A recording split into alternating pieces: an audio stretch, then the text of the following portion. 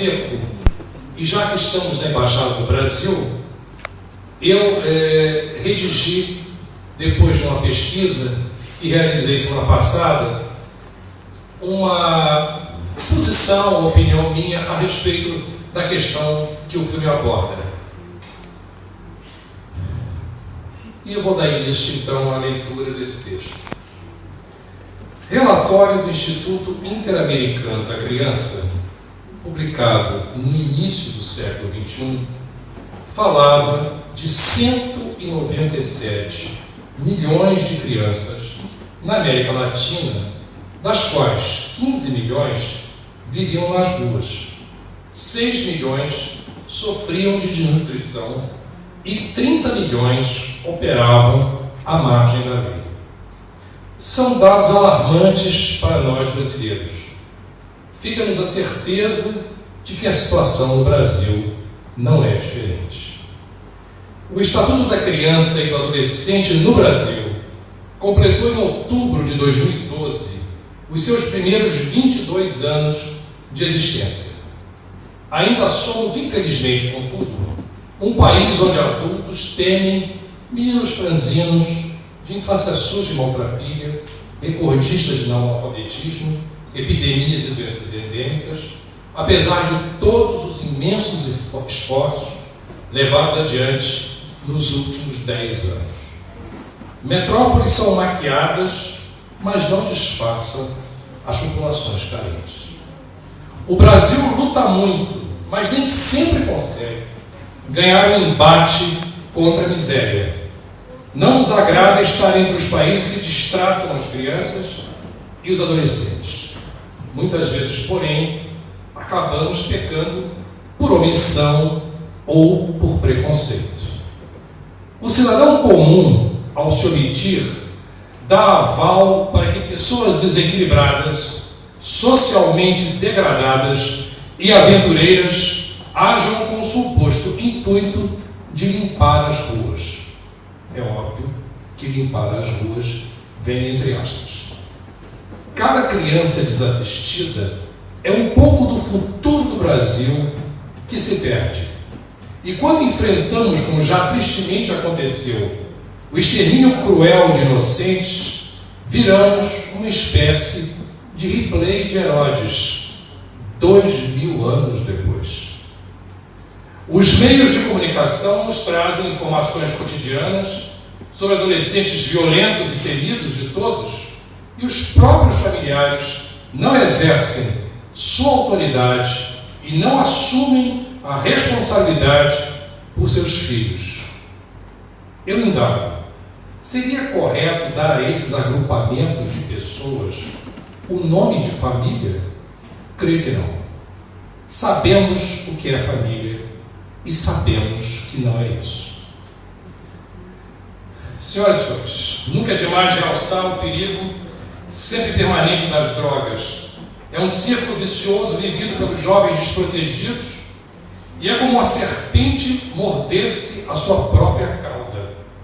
As drogas, e também o álcool, passando pela cola de sapateiro, benzina, maconha e até cocaína, cheirada ou injetada, estão aí mesmo a produzir efeitos devastadores. O caminho torna-se então irreversível.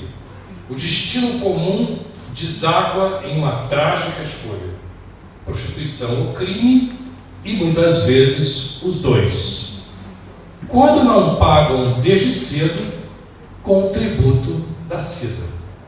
A prostituição infanto-juvenil no Brasil já foi, a propósito, em numerosas ocasiões, denunciada nas tribunas do Congresso Nacional.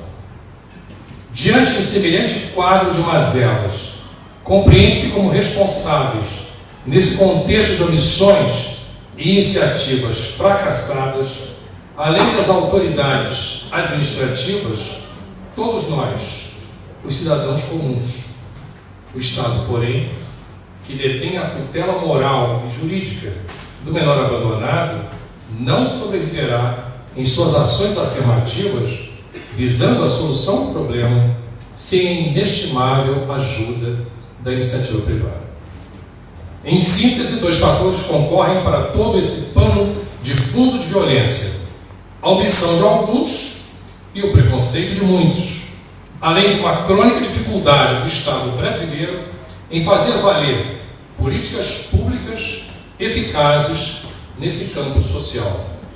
Assim, a questão se agrava e acaba por vitimizar a parte mais frágil da sociedade, a população infanto-juvenil pobre do meu país. Vale registrar ainda que maus-tratos físicos e psicológicos e a negligência habitualmente acontecem no ambiente familiar, decorrente também de fatores econômicos e sociais. Aqueles provenientes de classes sociais menos favorecidas devem receber atenção e cuidados especiais, pois já nascem em situação de risco, para a qual contribuem as baixas condições sanitárias e o ambiente violento em que crescem. Nesse contexto muito especial, crianças e jovens são vítimas de variados tipos de constrangimento no seio da própria família e da parte dos jovens de mais idade do que elas, de adultos desconhecidos ou conhecidos, e são frequentes as agressões físicas em casa ou na rua, a exploração compulsória da mendicância e de sua força de trabalho, indução a atos de delinquência, refletindo, em última análise, a desatenção generalizada de que são alvo. Resta igualmente assinalar que a cidadania infanto-juvenil não pode ser considerada como um estatuto social homogêneo. Capacidades desiguais devem determinar a prioridade de direitos sociais garantidos pelo Estado. Somente assim será possível reverter a enorme dívida social com essa expressiva parcela da população brasileira.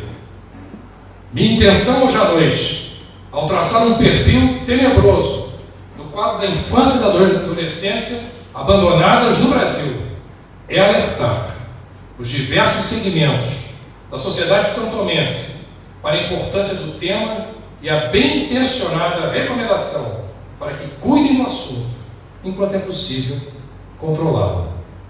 Garanto-lhes que num país de 187 mil habitantes é muito mais fácil do que em outro de 190 milhões. Recorro, por fim, à clássica proposição de Montesquieu, em sua obra de universal relevância, L'Esprit de Loi, quando ensina: o direito não é aquilo que é, mas aquilo que deve ser.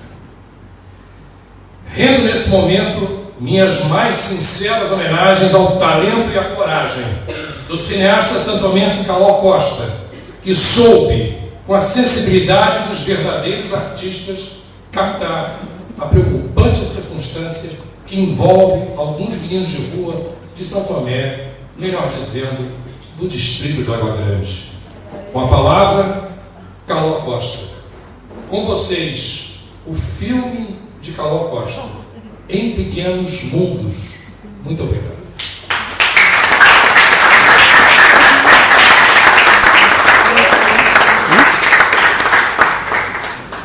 Vamos ao filme, que é um curta-metragem.